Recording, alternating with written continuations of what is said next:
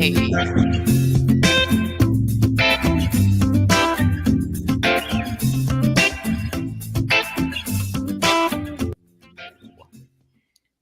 Yeah.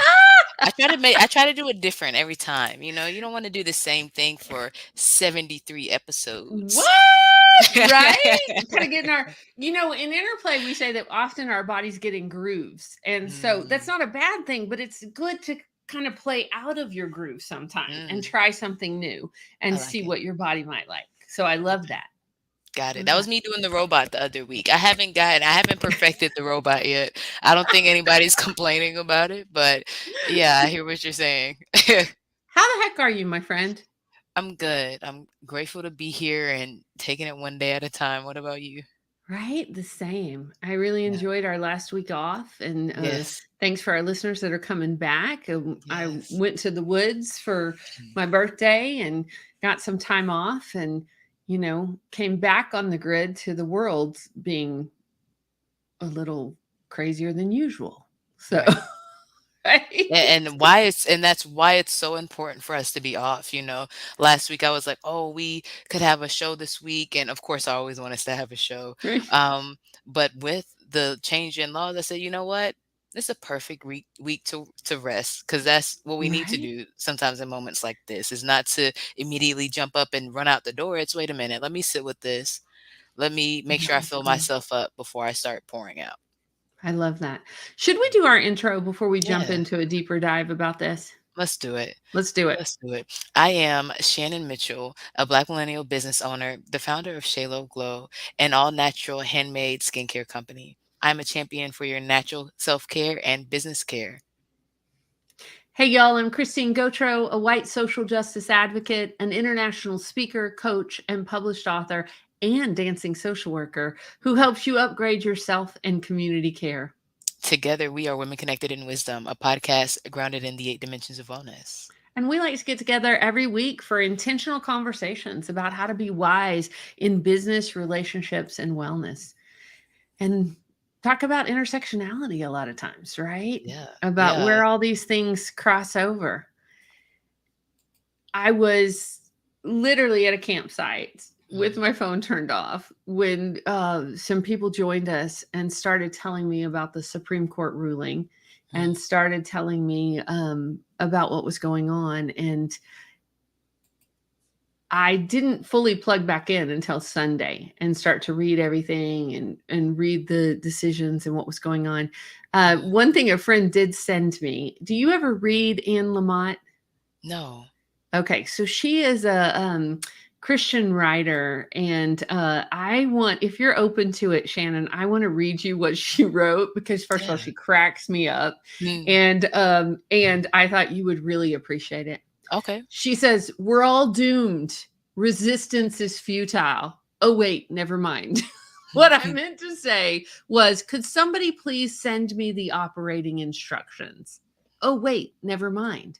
Our marching orders are all over the internet with links on how to donate to the cause of women's reproductive rights, how to aid and abet abortions on the grassroots level, links to where the marches and rallies will be, and how to help keep control of the House and the Senate. In the meantime, filled with rage, fear, and despair, I remembered a piece I wrote for Salon 20 years ago on the brink of war in Iraq. So I Mm, dug it out and have retooled it here for the current nightmare. It was called Hard Rain. Everyone has a hard time with life lately. Not with all of it, just the waking hours. Being awake is the one real fly in the ointment, but it is also when solutions come to us. So many precious friends died or got horribly sick this year. So many school children died in shootings. The world burned. 1 out of 7 women in my country is getting breast cancer. I can't even wrap my mind around that. Some of our animals died, but on top of it all, like a dental x-ray apron, is the depression of life with this freak show of Trump's Supreme Court. It's all hopeless, a friend muttered, which I kind of like in a person, and which I almost believe to be true. Nearly every time I remind myself of Friday's ruling, I think of the old New Yorker cartoon of the 2 prisoners chained high above the walls of a prison cell, one saying to the other, "Okay, here's my plan." Hmm. My friend, who is usually a crabby optimist like me, is terrorized. He's worried about Russian nuclear bombs, the permafrost, and life as we know it under an endless, paranoid, misogynistic right wing conspiracy. He also sometimes talks about life in shelters and caves. Now, this would not work for me. Shelters would be bad enough. A dinner party is a real stretch for me, but I don't even remotely have the right personality for cave dwelling. I Hmm. need privacy and silence most of the time. Also, I hate stalactites. And it's a Democles goes cave camping. Luckily, I am old and will not live long enough to see that. In the days since Roe versus Wade was overturned, I've stepped up my do good efforts, a dependable counterforce to the dread. I went to demonstrations, sent money to Planned Parenthood and UNICEF, and signed petitions. Always, always, always, when you don't know what to do, help take care of the poor. I love that. Always, always, always, when you don't know what to do, help take care of the poor. I prayed like a mother, an auntie, a grandmother, and I bought some flowers to plant, which is a form of prayer. God only knows how this will all shake down. But in any case, us left wing religious people should try to stay on our good side. It's not hard. God has extremely low standards. Pray, take care of people, be actively grateful for your blessings, give away your money, and you're cool. You're in. Nice room in heaven near the dessert table, flossing no longer required, which is what will make it heaven for me. Oh, and Jesus. During the build up to the war on Iraq, I rented the movie Independence Day. I wanted to see what it takes to mount an effective resistance against an alien takeover. This is what the current SCOTUS feels like to me. And according to the movie, it turns out that we have everything we already need.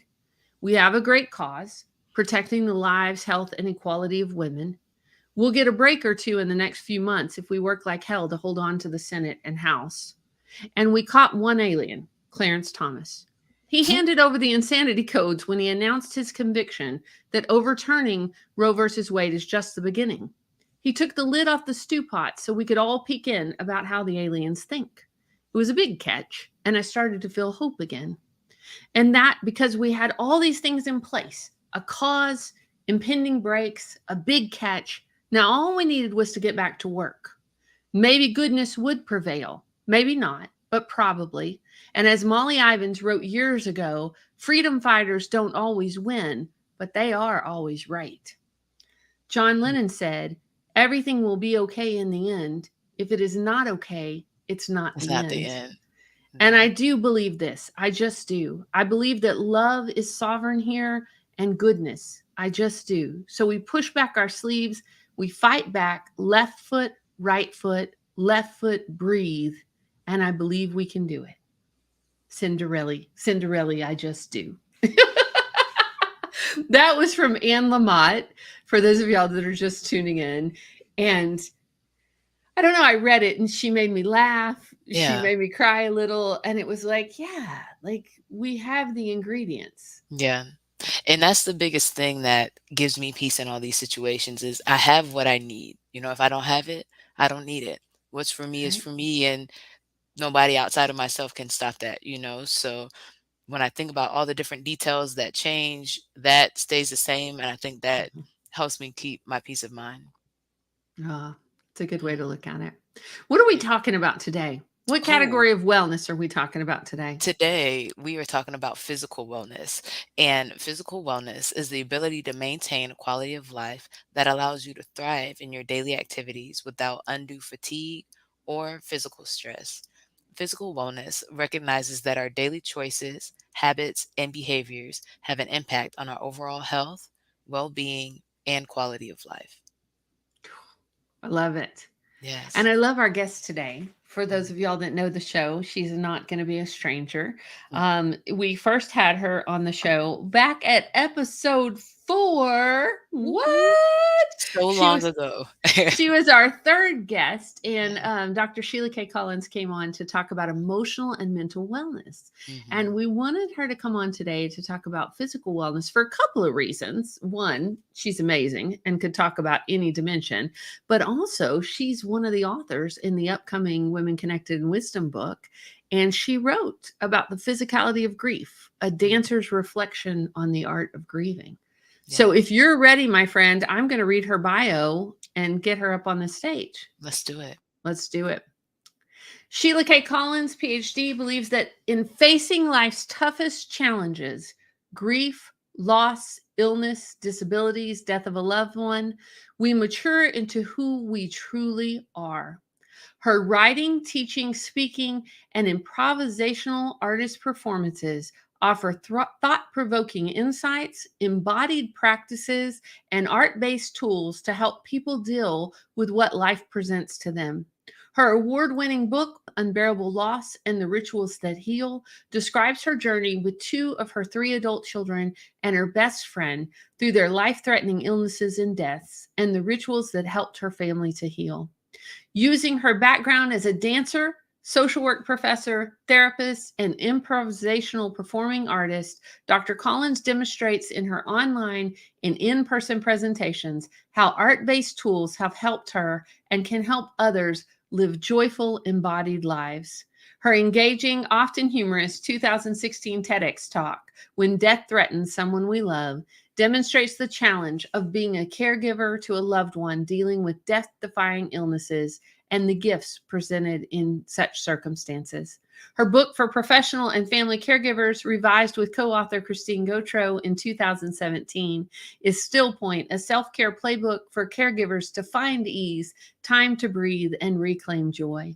It contains art-based tools, skills, poems, stories, and embodied practices, providing encouragement and support for caregivers to take care of themselves while taking care of others.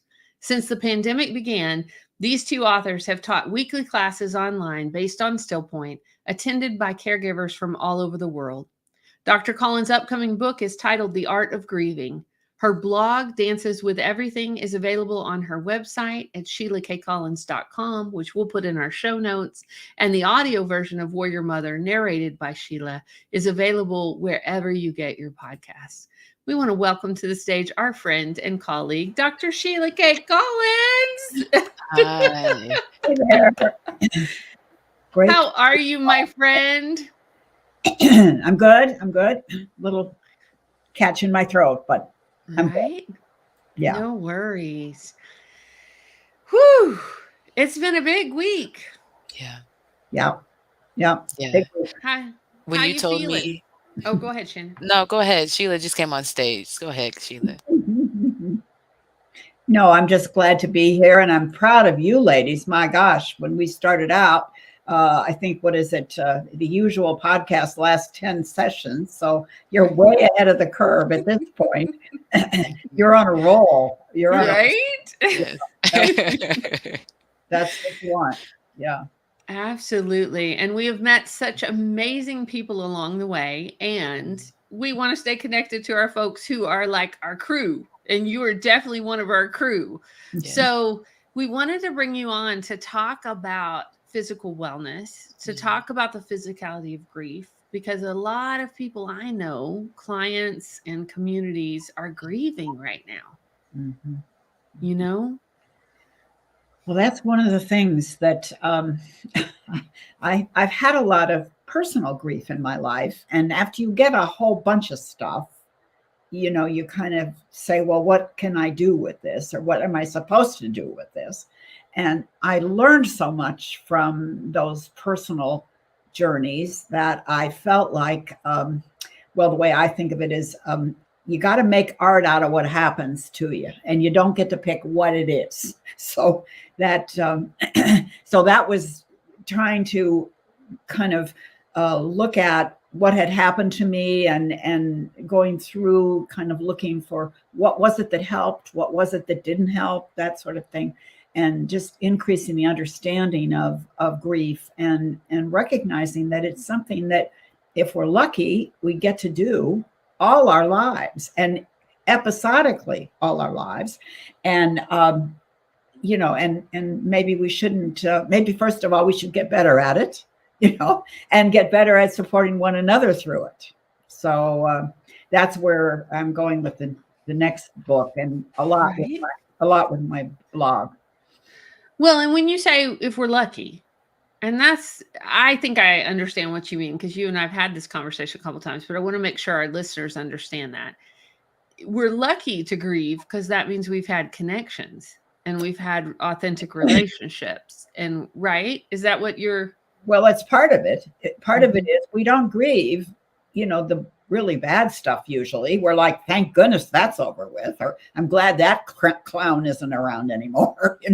I mean, congratulations, you got rid of him or her or whatever it was that was the problem. So no, it's the people that we love. It's the things that we love. It's our values that we hold so strongly. And when that is impinged on or lost, or seems like it's lost, it's sometimes hard to keep going on. And interestingly enough, the fact that we're talking about the physical, I think one of the strongest things that was like a aha moment for me, I guess it was after my daughter had died and I had gone to an acupuncture, and I said, I know I'm supposed to eat healthy and all that, but I am too tired to hold my fork. I mean, and he said to me, he said, grief takes your chi. Grief takes your chi. So nobody tells you that when you go through these things, the big impact, just number one, is, physically, your energy is gone. You can't even imagine, no matter what you might want to do or not do, So it's interesting that we're talking about the physical, how physical all of this is. Well, and we often hear it, like I hear it from artists and activists, and I know you two ladies do too on this call, about how I just want to go to bed and pull the covers over my head, right? And I know I need to be doing something, or I know I need to be responding, but I'm so tired. So what you were saying, Sheila, is really that manifestation of that grief or anger in our bodies, and our bodies just saying, oh, lay down, get horizontal. Yeah. And that's what I was going to say, is that's why I was excited when Christine told me she invited you on for this week with physical wellness, because you do talk about dancing and dancing through it, right? That's been something we've been talking about this year, moving more through both the grief and the gratitude. But I think that pairing grief with this conversation about physical wellness is timely with the law change and everything that we're talking about, so that we can give space to how we feel and why it might feel overwhelming, or whatever that might look like for the different people who have been affected by it, and how to genuinely, in a healthy way, continue forward. Absolutely. Absolutely. And I think it's Valerie Kaur's work about revolutionary love that really has inspired me also, about this. She says, we have to shelter, we have to hold on to, we have to treasure our joy, because that's where we have the energy to carry on. And so it isn't like we're not, affected. I mean, we are affected, of course, and we're not denying that, things are really bad. But what is it that feeds us? What is it that? How do we be together and keep the joy going, or reinfuse the joy, the love, the what it is we're really working for or fighting for? And when I think of my dedication to dance, it's dance. The dance is how you do joy. You can't dance and not have joy. They're just, now it's not you're not gonna have joy for the rest of your life. It's just, it's a momentary thing, but it's a very important momentary thing. What Cynthia Winton Henry refers to as a glimmer of hope. We get a glimmer of hope when we are joyful. And we also move more, Shannon, to that side of the gratitude rather than the sorrow. I mean, we hold it together and dance with it. And dance with it. I think that was one of the things I write about in one of the books. In one of my books, I had this experience where I was at a retreat, and we always put the pictures of the people that were praying for, and up. And so I was doing a dance because that's what I do, and and I looked over, and my son's picture was there, so I just grabbed it. and I just danced with it. And it just felt wonderful. And he was at that time dealing with AIDS. And so, of course, we were all praying for him.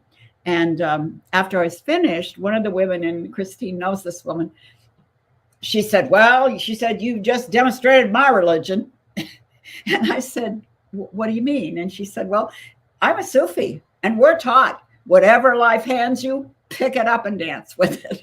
So that was such an affirming thing. And I've thought about it many, many times. Pick it up and dance with it. I love that. And they don't say that, when life hands you lemonades, grab one in each hand and twirl around the floor with it, but I like it. It's a new spin. Maybe you get tired of lemonade sometimes. Maybe you want water and a dance with the lemons. I love that, Shannon. Well, and the physicality of shifting our energy, y'all. Yes. I mean, we know if you put on music, we dance in every week. And sometimes we come in with all the weak stuff and we may not be in the greatest mood, but we start dancing to that music and we start shifting the energy. And then we can show up with our full presence and dance with what is, right? That's it. Yeah. Right? Absolutely. And I want to acknowledge, because this was me before I found Interplay, I like to zip out of my body. Like I would, how you, I always called it zipping out. Like I'd be like 3 steps behind my body because being in my body was painful, or it was, it wasn't like staying present was uncomfortable until I found tools and skills to be able to do that. And, in therapy terms, a lot of times people call it disassociating and things like that in order to handle what's going on, right? Mm-hmm. Which a little of that's not bad if you need to check out and be on your phone or do whatever. But for the majority of the time, being physically present, physically in our bodies, able to show up with our whole selves is how we live our full and complete lives. Well, that's how you have access to your resources. Right. The resources aren't behind you at 3 steps or just in your head. I think of it like a big head, a big head. And we're trying to figure it all out, and it gives us a headache. Right. We can't figure it out, So, yeah. Go ahead, Shannon. And that's why I was looking forward to talking with the ladies about it, being connected in wisdom and seeing what the community is saying about it. Because as a young woman, and I thought it was important to share this on the podcast too, that I don't know if I know all the ways to consider the changes. I've never been pregnant. I don't have children yet.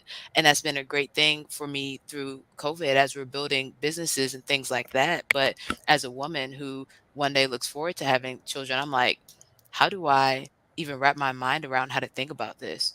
How do I give action steps to the ladies and resources and tools to address the issue and not minimize it or kind of address it, but then I'm missing the whole point, while still remembering that, hey, even though you haven't been in this position and thankfully had to make that decision, it still directly affects you. So what does that look like? We are the only first world country that does not have equality for women written into their constitution. I didn't know that. Yeah, I was doing research about this because this Supreme Court ruling was the first time the Supreme Court took away rights from its citizens instead of expanding the rights. And if we don't have autonomy over our own bodies as women, what do we have?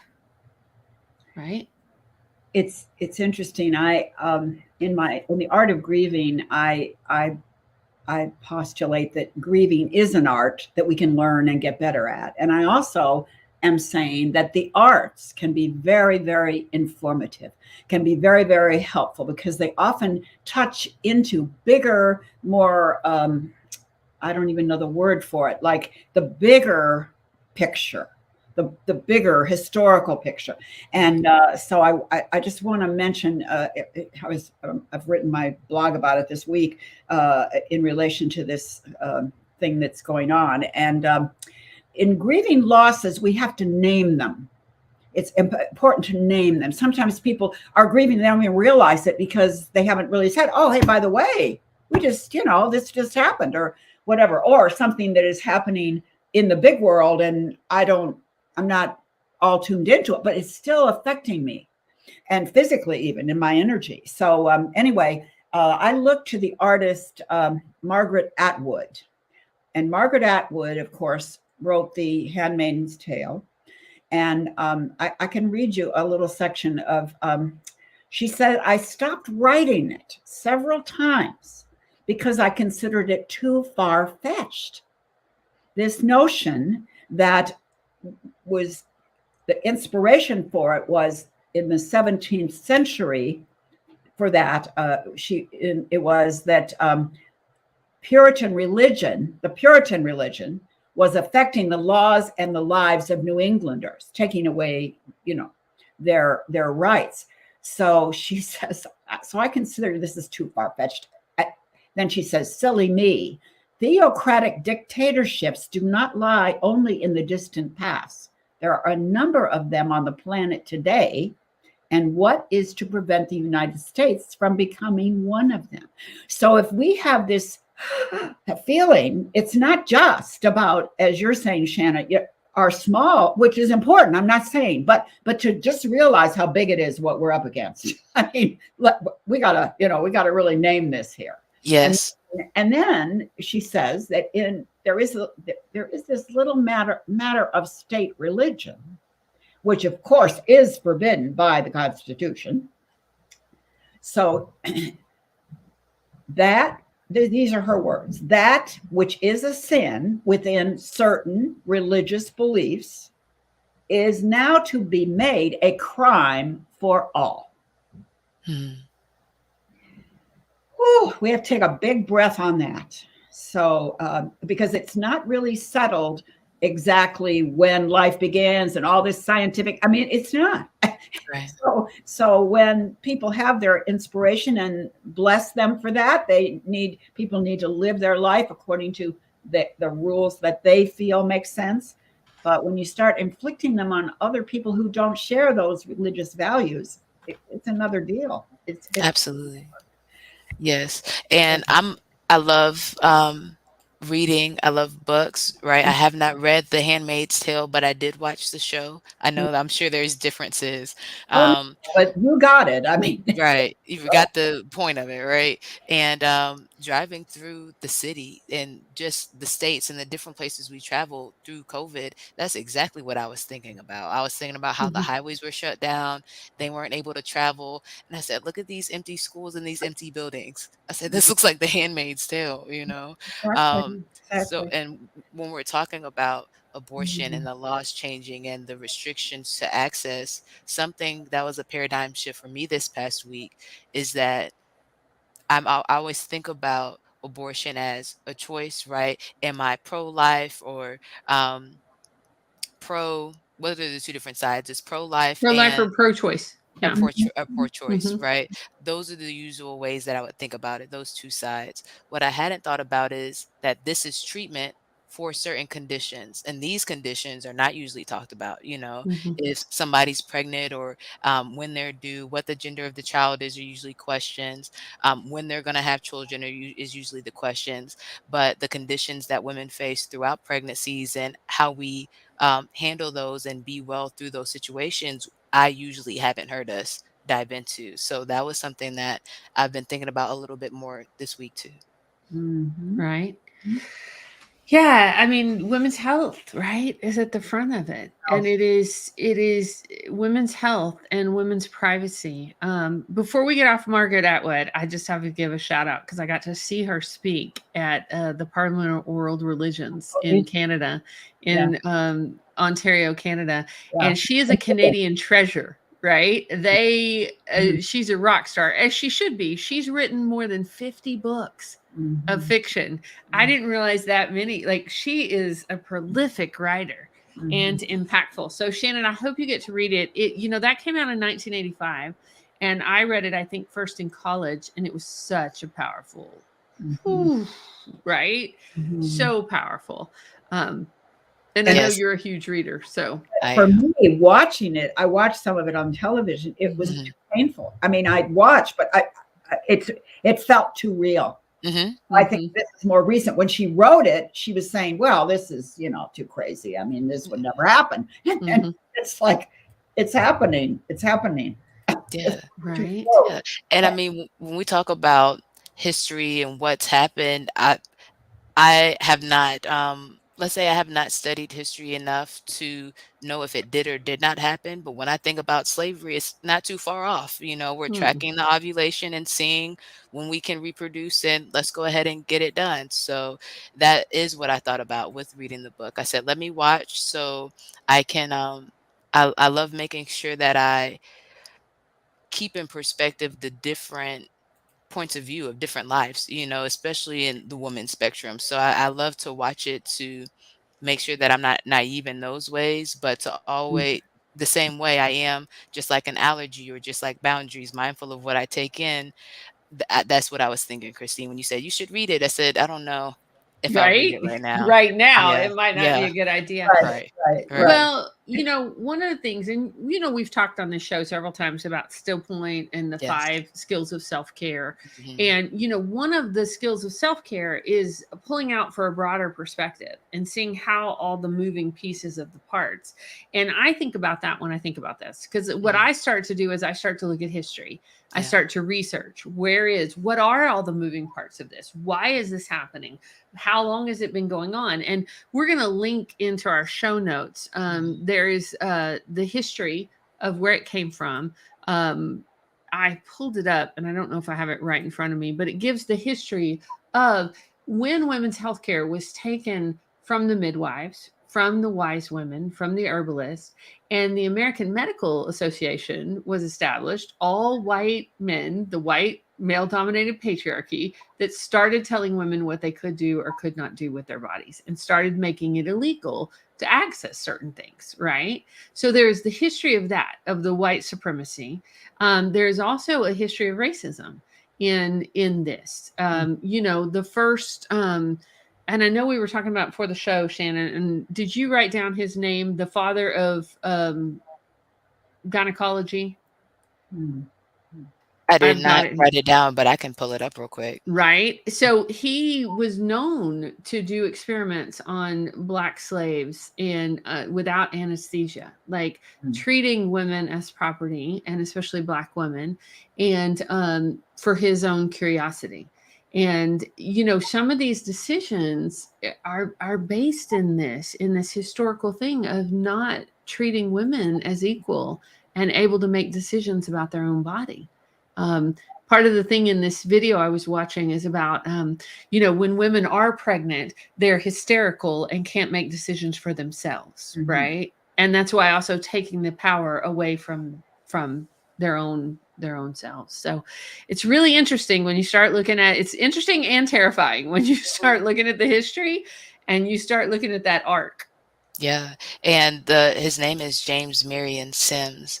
Hmm. And when I was reading the research, because again, we were talking about this before the show, I was reminded of this question that I was asked when I was an RA in college, and I was in a one-on-one with my supervisor, and he was new in the position. He said, I'm asking questions to know you guys better.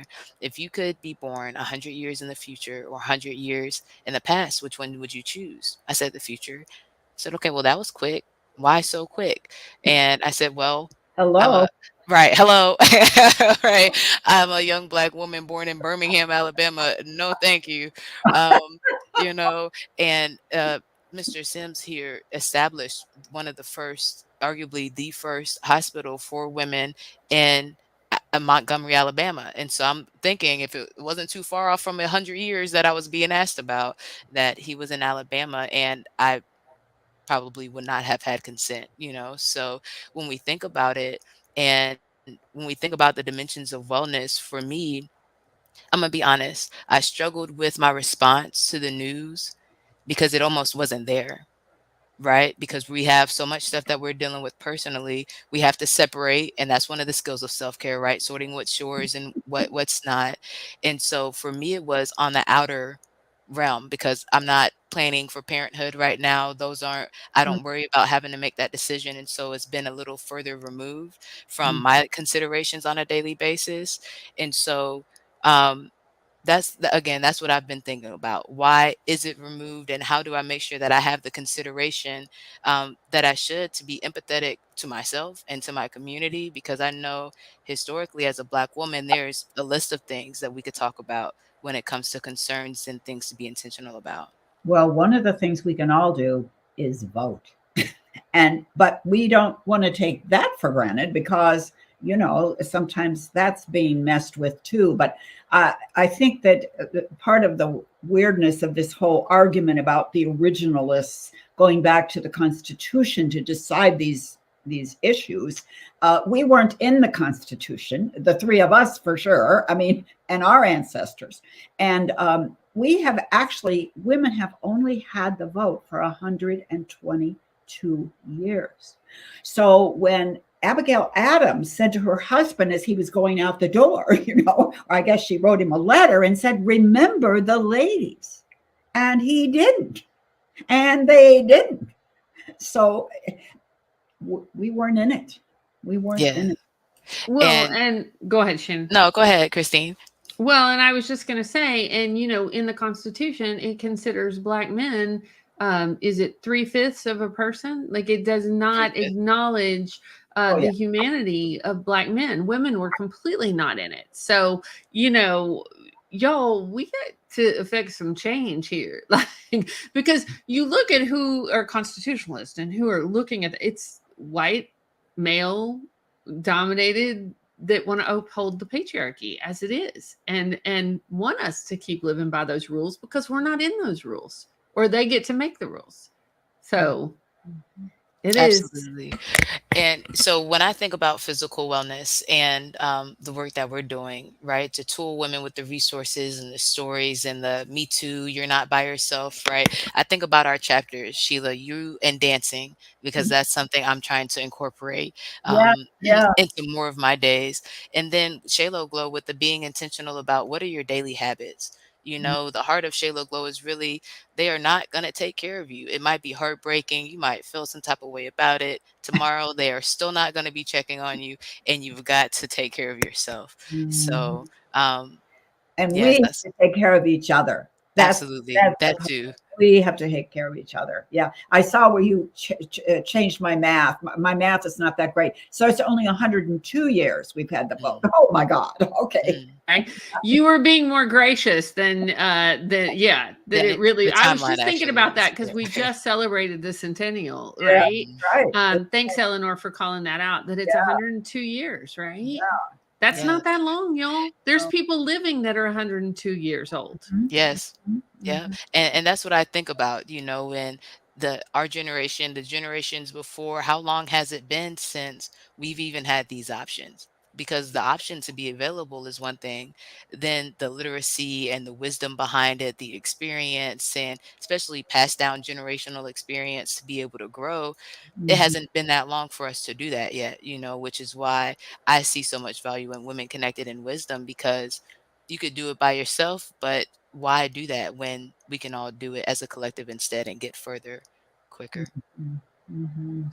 Well, and supporting each other through times like this, So, and I want to be clear too about action steps, right? So getting social support, having your ladies around you or whoever is that person for you, dancing through it.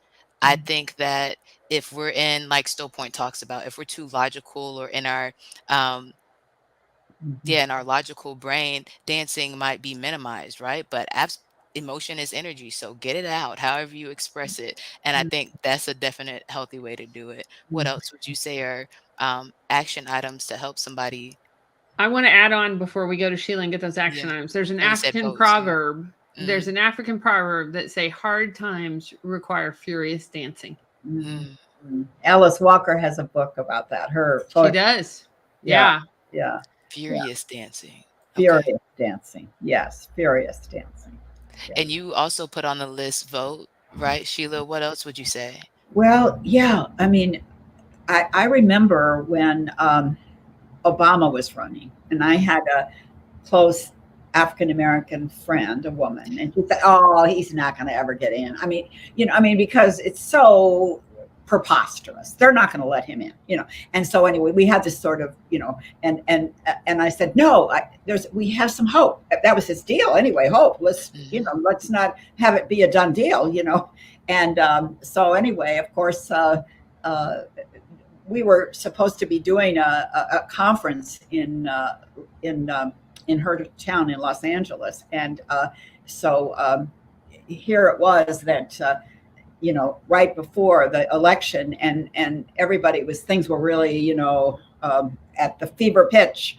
And so I said to her, gosh, maybe I'm a white person. Maybe I shouldn't come to this thing. It was a racism conference. If Obama loses, maybe I shouldn't come, but anyway, what was so wonderful, there was dancing in the streets in her neighborhood because it happened, and so again, dancing is how we keep our hope. And then we say, well, okay, maybe it's unlikely, but if we stay home, or if we know it's not going to happen. So what I'm hoping for now is that young people will vote and get their friends to vote, because I get it. It's a lot. Well, I mean, it doesn't matter. I can't really affect anything, and it's all stacked against us. And I mean, you can get in that place, and it can even be true in certain places where they, but you had that experience, Christine, where you got your family up one morning to go to the polls, and it was a runoff, and our candidate won by 4 votes, which is the size of my family and the size of the people that I drove to the polls. Right? I love that story. So it makes a difference. Like, we just had primary elections, and then we had runoffs here in Georgia, and I was calling everybody I know, like, go vote. Yes. Because it does make a difference on the local, the county level, the national, like, it makes a difference all the way up. And if you aren't a person who researches it, like, I mean, the internet, you can pretty much find it at your fingertips, but you have somebody in your life that will do that for you. Somebody like that, the skill of self-care, partnership power, the third skill in Still Point. Yes. I've got people that text me all the time and say, hey, Christine, I haven't had a chance to research. I know my values are aligned with yours. Who are you voting for? And you've got people in your life that will share that with you. So Eleanor says, my grandmother got the right to vote the year my mom, her 6th child, was born. She fought for it. She was my hero. Yeah. Thank you, Eleanor. I love hearing that story. Yes. And the fact that we have had all the women that have come before us, right? And that we don't want to take it for granted. No. And that there are things like human rights, women's rights, like we all need to be paying attention, because we can't take them for granted. That and using our self-care to sustain our community care, that, taking care of ourselves in order to be able to pick it back up and find where we can plug in and do steps. Yeah. Yeah. I would love also to go a little bit deeper into some physical action steps that women who are pregnant can do to take care of themselves, or maybe women who are in situations where they don't want to become pregnant can take care of themselves. And I want to be clear that I'm not talking about mixing items in the sink to do an abortion that is illegal in the state. That's not what I'm talking about. But preventative care, so that we can be intentional about the boundaries that we need for ourselves, or how to have those conversations, or just things that a new mom may not know that can increase her physical wellness. I would love to talk about that too. Well, I mean, right now we still have the right for contraceptives. And the reason I say right now is because in Justice Clarence Thomas's ruling, he said that the landmark high court rulings that establish gay rights and contraceptives rights should be reconsidered now that the federal right to abortion has been revoked. He stated what they want to go over next. And he wrote that those rulings were demonstrably erroneous decisions. So he cited the case Griswold versus Connecticut. And this was a case which the Supreme Court said married couples had the right to obtain contraceptives. It was 7 years later, I think it was 7, it might have been 8, that people who weren't married could obtain contraceptives. But it's wild to me that in 2022 we're even having this conversation, Shannon. But when you said what can women do, like, I mean, first of all, it all goes together. Like, we can't take the fact that we can get birth control usually cheap or pretty free, especially if we have access to clinics or access to insurance, which is proactive to taking care of ourselves if we're not in a place to have children or not wanting children. um, it is a right that they're looking at taking away. And so I think that's all tied together, that yes to taking care of ourselves physically, yes to doing what we can, and what we're talking about voting and paying attention is a piece of this. Mhm. Absolutely. Yeah. What about you, Sheila? What do you have for us? Well, I have a vision that I was talking with some people at my husband's country club the other night, and they were pretty negative about everything. It was hopeless, you know. And I said, do not, do not rule out the ladies yet, because it seems to me this may be that moment when so many people, and I'm thinking especially Black women who have been teaching the people in Georgia how to do it, how to make your voice heard. But, since Black and brown people are going to be the most impacted by this, and you don't want to always encourage people to just vote on one issue, but this issue is so much, I don't know. I think it's possible that they've pushed hard enough on this, they've gone far enough that we're all as a huge, this is my vision, but we're all as a huge body, as one woman's body, gonna, and that's what I'm planning to do. In fact, I just signed up for a training for how to talk with young women about the importance of their vote, and because in general, younger women and men are not as much. Old people are the ones that tend to show up at the polls, if unless they can't. But anyway, it's so there's a lot of young people that, and I think that the African American women know how to do it, and they just may be ready to do it. Yes, and I hear what you're saying. It's not lost on me, my privilege that I have to be college educated in salary positions, no children. To say I've never been pregnant at 29 is rare for a Black female, I feel like, in history. Of course, I'm not the only one. Mm-hmm. But Mm-hmm. I love what you're saying about the use your voice together. And Christine, you Mm-hmm. were talking, I think it was Christine that was talking about it earlier, how sometimes we might feel like it's only us. I don't know if that was Christine or Sheila. Christine, was that you? Was it I Sheila? don't know. I can't remember. But when I think about women connected in wisdom, it reminds me of middle school and high school, and the questions that my teachers would ask on the worksheets, to fill your information out, introduce yourself to the class. And some of the questions would be, do you think that you can have a positive impact on the world? Something like that, right? And I would always say yes. I've always thought of myself as a leader and wanted that, right? Feel like it's part of my purpose. Um, but I said, I know I can do more with more people, though. So I'm so excited to build Women Connected in Wisdom, right? Because me by myself, there's things I don't know, but Christine knows, Sheila knows, we can get together and make some things happen with the listeners. Eleanor, some things, we're Right. correcting the years and stuff together. We can make some things shake. So Mm. that's what I would say. One is that you're not by yourself. We definitely have Women Connected in Wisdom, the community, right? And going back to Handmaid's Tale, that was an interesting thing to watch too. One of the lead male protagonist, his wife, and how her voice was silenced. So when you talk about Black women and knowing enough to know how to deal with it and being able to show up in our voice, with women and everybody in general, that's what I look forward to. Is this is not the time to be silent. Do what you can, whether it's focusing on yourself and the things that you have in your life, because again, pregnancy does affect your occupational wellness. It affects your financial wellness and that of the circle around you. Um, but to, use your voice and not be silenced because of a decision that was made, but instead think about what you want the future to look like and what can we do to make it happen. Mhm. Mm.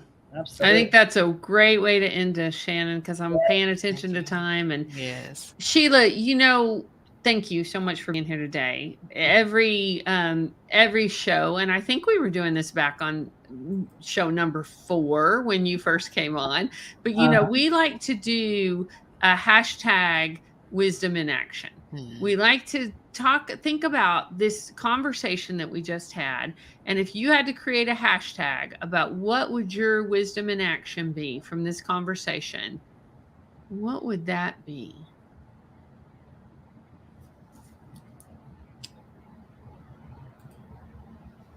Well, I'm not that great about making hashtags, but it would be something like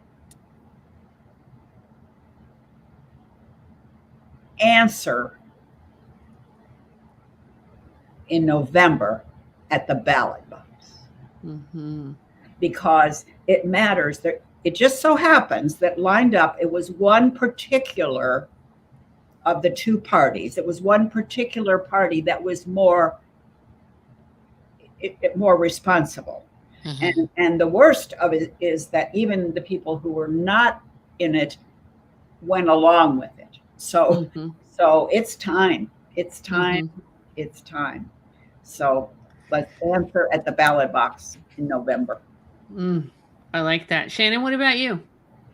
I like that. I'm going to say reserve our joy. I love that. When you're dancing, you're in joy. I think that if you're in your purpose, anybody who's in their purpose could say that about what brings them joy, right? And when I think about having kids, I think about the joy of it. I don't think about James, Mary, and Sims and all of the pieces of his story. I think about joy. So that's what I'll say, because that's how I still want to look forward to having children. I love that. Yeah. I think mine this week would be hashtag pay attention. Pay attention. Pay attention to the hearings that are going on. Even if you can't watch them in person, pay attention to these rulings and what's being said about them. I know it's easy to want to pull the covers over our head or not pay attention to that because it's not fun. But, Sheila, I think you for years have been my teacher on this, that we can't do spiritual bypass on this. We can't pretend it doesn't exist. In order to effectively respond, we have to know what's going on. We can do it in incremental steps or little doses and take care of ourselves along the way. But I think my hashtag would be pay attention. So we can respond effectively. But Sheila, thank you so much for being here today. I'm so grateful for you and our work together in the world. Before we put you in the green room, do you want to invite people to our Tuesday class? Well, sure. And your Friday one. Yeah. Well, I have that little Friday one that I couldn't just rely on you for this techie stuff. I had to practice. It's my practicing techie on Friday. So on Friday at 10:30 Eastern time, I have a interplay class, and whoever shows up, and we just play. And mostly we play with the platform and try to make it do stuff that it doesn't want to do. So, that's part of it. But the one that you and I do together on Tuesday has been going on for over 2 years, and it's just a fabulous radical self-care and people that are caregivers professionally or in their families, or many of them double duty. If you're the caregiver and professionally, you'll be pulled in. So anyway, that's at 11:30, right? Yeah, 11. It is. Yeah, and we're going to put in our show notes, we're going to put your website, we're going to put your blog so people can get in touch with you and learn, and then they're going to be hearing your name as this book comes out in September. Right. I forgot. I also have some things that I'm doing on the REimagine platform on the art of grieving. That's right. With some other women, because I've invited a woman from England to come and be with me on one of them, Art of Grieving. And we're looking at grieving as an art and getting better at it, and we're looking at how the arts inspire our grieving, our lives, and how to grieve. We will put a link to that too. Thank you so much. And I want to give a shout out to Eleanor for being here and listening with us all day today. And she says, hashtag girl Yeah. power is real power. Yes, it Yes, is. ma'am, it is. So, whew, that was a good conversation. Yes, I'm sorry, Sheila. I didn't get to say bye. I was writing down Eleanor's hashtag, but yes, it was a good conversation. And for me, that's the biggest thing is I want us to I think as women, my vision, Sheila was talking about a vision, is to hear these conversations. You know, pregnancy affects a lot of people. The choosing not to be pregnant affects a lot of people. Even if we don't know what we would do, I like to be well versed in what the options are and again how to be healthy. So grateful to be connected, definitely. Right. Anything you need to shout out happening over at Shalo Glow? Anything? Ooh, We're so grateful for their sponsorship. And is yes. there anything you want to tell us, like a teaser of what's coming? Ooh, teasers. I know I've given a few already. I will say we're going back to glass. If you're listening and you haven't been listening to every show, we are changing the containers again so that you guys can have the travel glow kit that passes through TSA and the home glow kit in the glass that you love to preserve that natural product. And it's sold out online right now. So if you want to get on the pre-sale list, just message us at shayloglow.com and we will get your information, and it's coming soon. I'm excited. We're almost done with the rebranding, and it's been great to revamp it and to see how much it's grown in the 2 years. I was calling your name. I went and got my toes and nails done this Yeah. week at Yeah. and I meant to give a shout out to the salon because it's the one above Jeju. Mhm. And the nail tech there was fabulous. And we were talking about Shalo Glow because she was Yeah. talking about I'd come in from camping and Mhm. I was pretty raggedy. And she's like, do you Mhm. know why this happens? And I said, well, I can tell you why it didn't happen for me. I forgot to take my Shalo Glow camping when I Mhm. have that product with me. And so I was telling her all about you and your products. And Thank you. yeah, it was a good conversation. So, well, my friend, I know it is that time. It's hard to Yes, believe an hour's gone by, but I I am so know. grateful for this conversation and so grateful to be connected to you. Yes, me too. Me too. Thank you so much. And as always, ladies, thank you so much for listening. We'll see you back next week live at 5 for our season 8 recap. In the meantime, be well, be wise, be whole.